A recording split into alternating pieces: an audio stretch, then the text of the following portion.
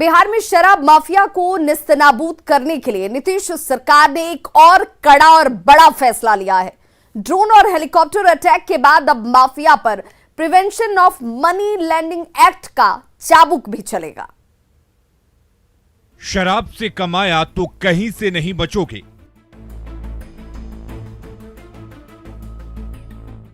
भट्टियां सुलगाई हैं तो रोम रोम जलोगे।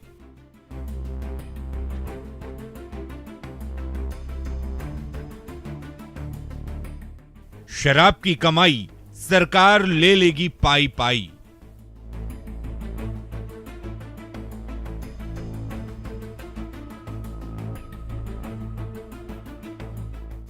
इन तीनों चेहरों को देखिए, ये तीनों हरियाणा के बड़े शराब तस्कर हैं। शराबबंदी के बावजूद बिहार में शराब तस्करी से बाज नहीं आ रहे थे।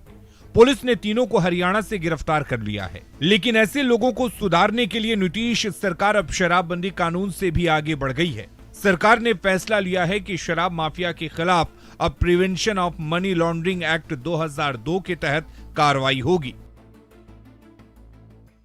लॉन्ड्रिंग का क्या है कि देखो, मनी लॉन्ड्रिंग जो एक्ट है वो थोड़ा अलग तरह का एक्ट है। उसके अंदर जब तक कि कुछ खास आईपीसी के सेक्शंस के अंदर अपराध नहीं होता, तब तक मनी लॉन्ड्रिंग एक्ट के अंदर संपत्ति की जब्ती नहीं होती है। तो इस पर हम लोग कार्य कर रहे हैं और अब जो है, जो इलगॉटन वेल्थ इलीगल लिकर के माध्यम से अर्जित की गई है, उस पर भी हम कार्रवाई। सवाल है कि आखिर माफिया पर अभी क्या कार्रवाई होती है और मनी लॉन्ड्रिंग एक्ट लगाने से क्या होगा। राज्य में शराबबंदी का कानून है बिहार मद्य निषेध और उत्पाद कानून। बिहार मद्य निषेध और उत्पाद कानून के तहत शराब बनाना, बेचना और पीना तीनों जुर्म है। शराब बनाने और बेचने पर 10 लाख रुपए जुर्माना और उम्र कैद तक का प्रावधान है।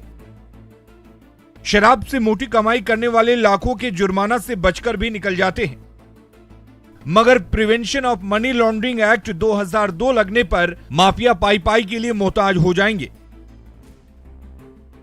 क्योंकि शराब से की गई कमाई को मद्य निषेध कानून के तहत अवैध माना जाएगा।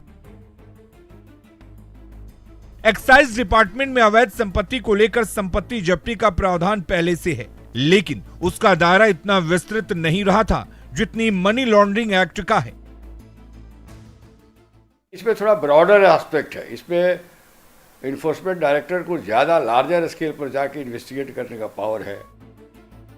हालांकि विपक्ष इस सारी कवायद को आईवाश से ज्यादा नहीं मानता, लेकिन सत्ता पक्ष के नेताओं का कहना है कि इससे तस्करों की कमर टूट जाएगी।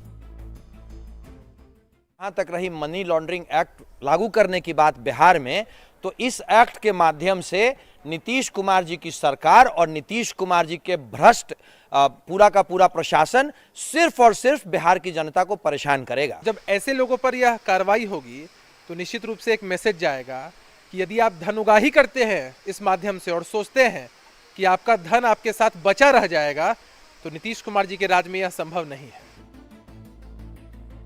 अब विपक्ष जो भी कहे, लेकिन इन सारे फैसलों से तो यही लगता है कि सरकार शराब माफिया को मिट्टी में मिलाने का मंसूबा अब किसी कीमत पर नाकाम नहीं होने देना चाहती।